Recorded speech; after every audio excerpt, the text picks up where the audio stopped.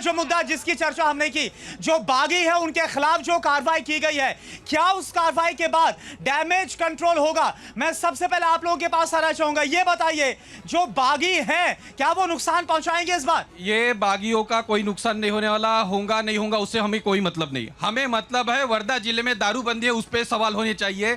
इन सारे पार्टियों ने अपने दारूबंदी के विषय पर अपना धोरण निश्चित करना चाहिए। वर्धा जिले में दारूबंदी जो लगाई है उसके बाद यहाँ पे बेरोजगारी का सबसे बड़ा स्तर बढ़ चुका है।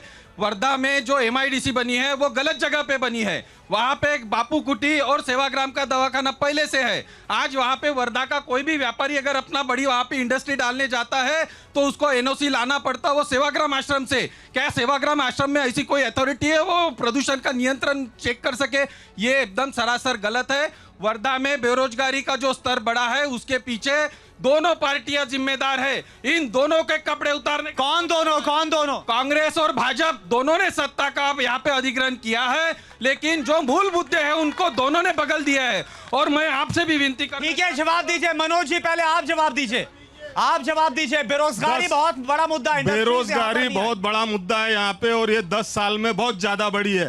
10 साल में बहुत ज्यादा बढ़ी है। 38 सालों तक आप यहाँ पर थे, क्या किया? कांग्रेस वालों ने देश बनाया। सुन लेते। जहाँ पे सुई भी नहीं बनती थी।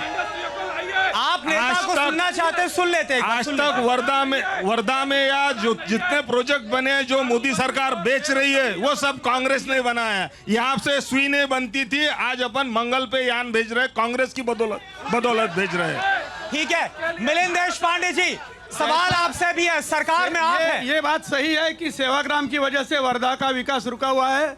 सेवाग्राम के बारे में जो निर्णय लिया है भारतीय जनता पार्टी यूपी के सरकार ने नहीं लिया है।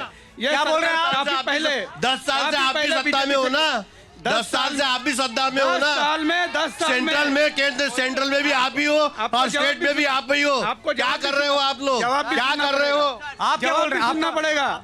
सर मैं चारों से बोलना चाहता हूँ, आप देश, धर्म, जाति और जो बोला वो छोड़ दीजिए। वर्धा के अंदर अभी तक सर 50 साल हो गए, एक भी कंपनी इन्होंने लाई नहीं। बेरोजगारी इतनी बढ़ गई, हमारे वर्धा के जो युवक है सर पुणे, मुंबई, दिल्ली यहाँ सब जा रहे हैं, यहाँ पे कोई इसके बारे में नहीं बोल रहा है। ठीक है, कुछ युवा है, युवाओं से बात करता हूँ। क्या बोलना चाहेंगे आप? बोलना चाहेंगे? नहीं।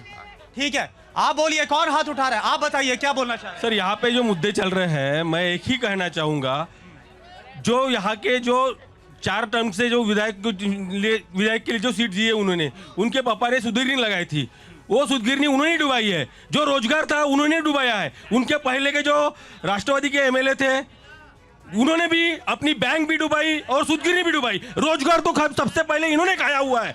ये जो रोजगार की बात कर रहे हैं इनको कुछ अधिकार नहीं है। धनराज तेलंग जी जवाब दीजिए। धनराज जी जवाब आपसे भी है। इस बार तो आपकी पार्टी लोकसभा में भी जीती है, यहाँ से जवाब दीजिए, कैसे मसला हल होगा बताइए? विकास का मुद्दा कोई एक दिन का, एक साल में बनने वाली बात नहीं है।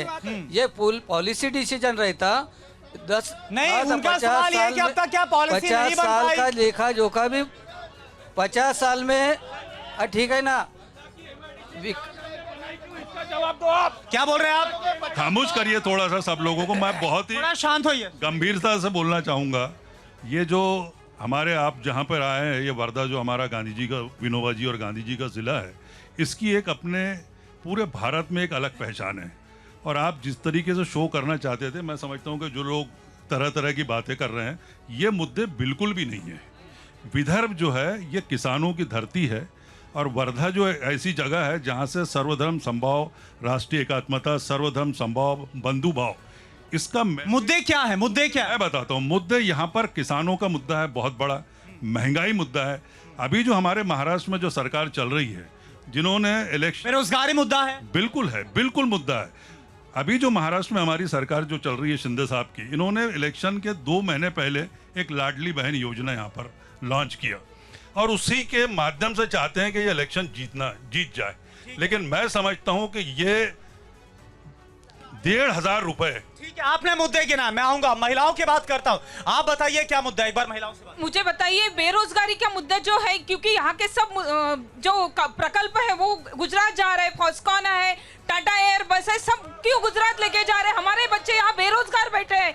महिला महिलाओं की सुरक्षा नहीं। ये मुद्दा है कि गुजरात जा रहा है सब कुछ, ये महाविकास आघाड़ी की तरफ से मुद्दा बनाया जा रहा है। मैं ये बोलना चाहती हूँ कि मोदी जी ने बोला था कि अगर उनकी सरकार आती है तो वो काला धन लाएंगे। वो काला धन कहा गया, और उन्होंने ये भी बोला था कि 15-15 लाख वो देंगे, वो कहा गया। और उन्होंने ये बोला था कि 2000 को ये 2000 नौकरियां वो बेरोजगारों को देंगे। तो उसका क्या हुआ?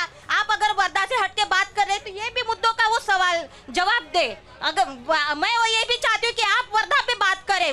यहाँ पे आप क्या बोलना चाहते फिर अगले? वर्धा में एक ही इंडस्ट्री थी, वो लाई थी वसंत साठे जी, जो कांग्रेस के सांसद थे, रेल मंत्री थे केंद्र में।